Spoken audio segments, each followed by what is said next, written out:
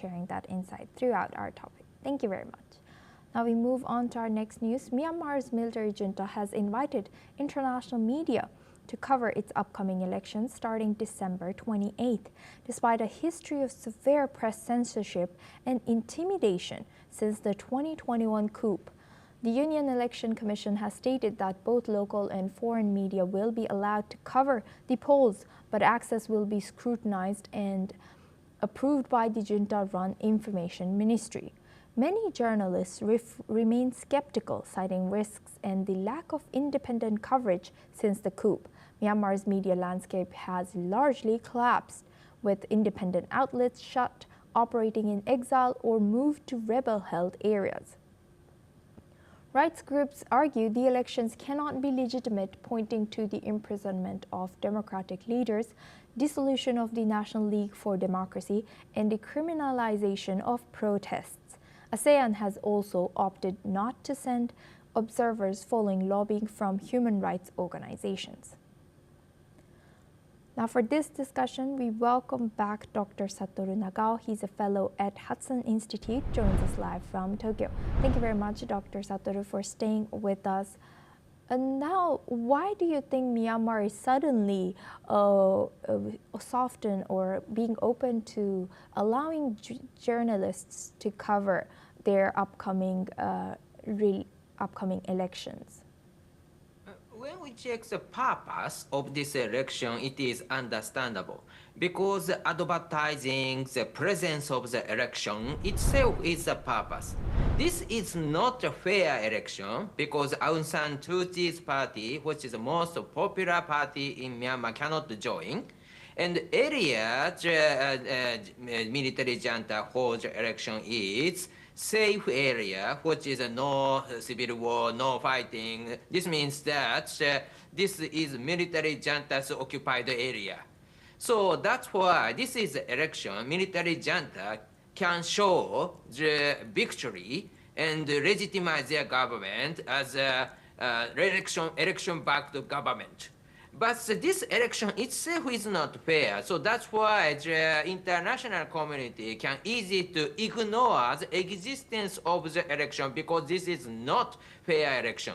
So that's why the military junta want to invite the international media and try to make the news and show the presence of this election. And so there is an election. And their government, military junta, is indeed backed by people's support. That is, they want to show by exploiting the foreign media. So that is the reason. So, viewed from purpose, it is understandable. Thank you. Thank you for sharing that. And lastly, how credible can this upcoming election be under military control and widespread media censorship still, and how should ASEAN and the wider international community respond to these elections? Also, of course, each country has its interest. So this is not fair election, everyone knows that. But even if such kind of situation, supporting the government in Myanmar is beneficial or not is case-by-case basis. Each country has its interest. For example, in case of this Cambodia, when we check the election, is it fair? Indeed, Cambodia also the view from the international community, Cambodia election is not fair as many people believe. So view from this, if they say Myanmar's election is not fair, so how about your election? That is a matter. So that's why the case-by-case basis supporting the Myanmar is one of the possible scenario, which is they can get benefit. So this is a decision based on their interest. That's why in the ASEAN they cannot mention Myanmar's election as an integrated opinion because 11 members of the ASEAN, but each country has different opinions. That is the situation. Right. With that, I would like to thank Dr. Satoru Nagao for always joining us and sharing that insight all the way from Tokyo. Now we move on to Bangladesh. Bangladesh's ousted Prime Minister Sheikh Hasina has stated that millions of supporters of Bangladesh's Awami League will boycott next year's national elections after the party was barred from contesting in the polls.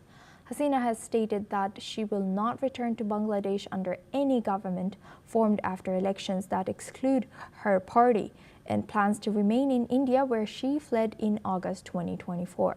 The interim government, headed by Nobel Peace Laureate Muhammad Yunus, has governed Bangladesh since Hasina's ousting and has pledged to hold elections next February.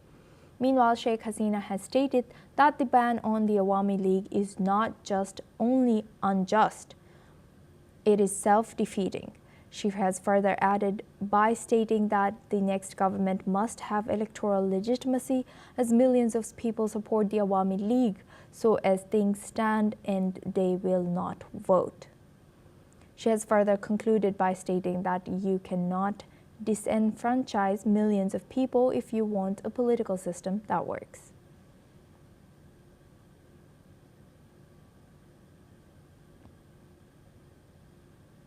And that's a